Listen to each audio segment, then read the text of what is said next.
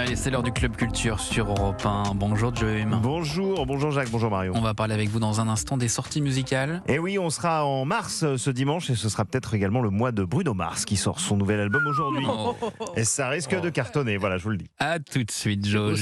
On vous retrouve juste après le livre du jour de Nicolas Caro. Bonjour Nicolas. Bonjour Jacques. Nicolas, le vendredi, c'est un classique ou un roman culte de la science-fiction cette semaine. Et oui, celle du grand maître du genre, le plus grand même, Philippe K. Dick.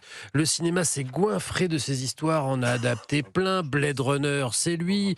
En version roman, le titre, c'est Les androïdes rêvent-ils de moutons électriques. C'est moins efficace, c'est vrai, mais c'est plus énigmatique. Minority Report, c'est lui aussi.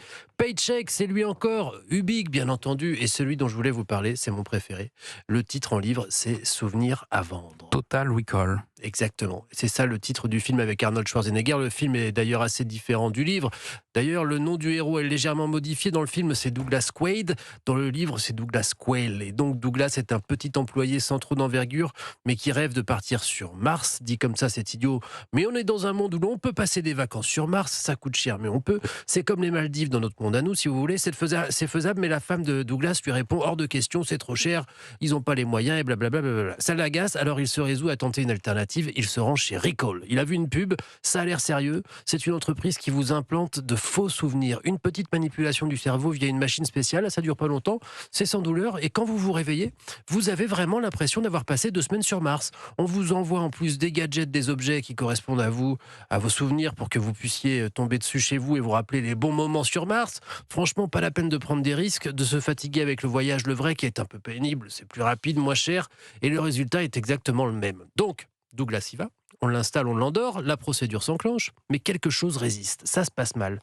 Les techniciens prennent peur, ils ont peur de lui griller le cerveau, ils stoppent tout, ils le laissent dans un taxi direction chez lui, et quand il se réveille, Douglas ne comprend plus rien, mais il se souvient de tout. Donc il y retourne, il veut savoir ce qui s'est passé. Manifestement, les faux souvenirs sont entrés en collision avec des vrais. Il serait déjà allé sur Mars, et pas pour des vacances, même s'il n'en a aucun souvenir. Comme toute l'œuvre de K. Dick, c'est une histoire qui vous fait, l'air de rien, vous poser des questions métaphysiques. Qui suis-je ? Suis-je ma mémoire ? Qu'est-ce qu'un souvenir ? Tout ça dans une intrigue haletante et géniale. À vendre de Philippe K. Dick. Merci Nicolas Caro. Et à 9h-20, comme promis, on retrouve Joïm pour les sorties musicales. On va rester sur Mars aussi. Voilà. Oui, j'y reste sur Mars. Alors oui, il y a pas mal de sorties musicales ce matin. Parfois, on a même la surprise d'accueillir des albums un peu plus tôt que prévu. Il était censé arriver en avril, mais il sort finalement aujourd'hui le nouvel album de Gorillaz, The Mountain.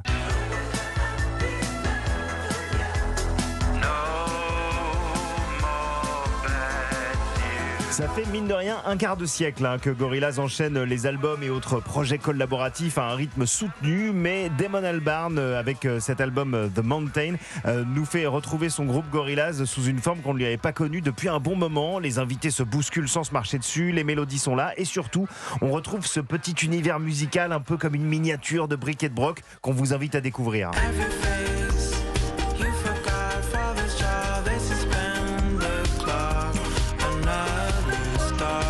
Ensuite, Joe, on file du côté de la Belgique. Oui, une collaboration franco-belge même, mais il ne s'agit pas de bande dessinée, et bien de musique cette fois-ci, dont on parle, le nouveau potentiel tube de Angèle, qui s'acoquine au duo parisien Justice pour What You Want.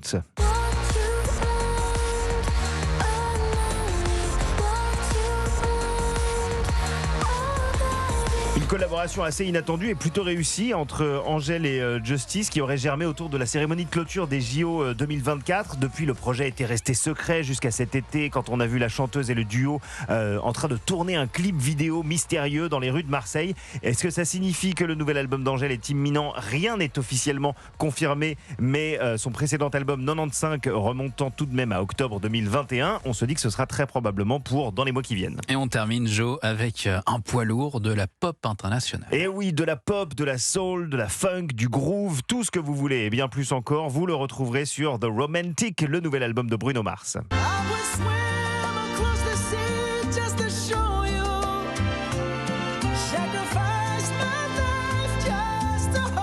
Il y a même des petits mariachis, comme vous pouvez l'entendre sur l'extrait de Risk It All, le premier single qui est également le premier morceau de l'album. Il a beau être de tous les projets, Bruno Mars, il n'avait pas sorti d'album sous son seul nom depuis 2016. Et il faut croire qu'il avait gardé le meilleur juste pour lui, puisque The Romantic, c'est 9 morceaux, très efficaces, ça va droit au but, ça s'éternise jamais. L'ensemble pointe à peine 30 minutes, la durée idéale pour l'écouter en boucle ce week-end. Vous allez être des millions à le faire, donc je ne sais même pas pourquoi je vous en parle. Mais voilà, Bruno Mars est de retour. Merci Joey pour toutes ces recommandations.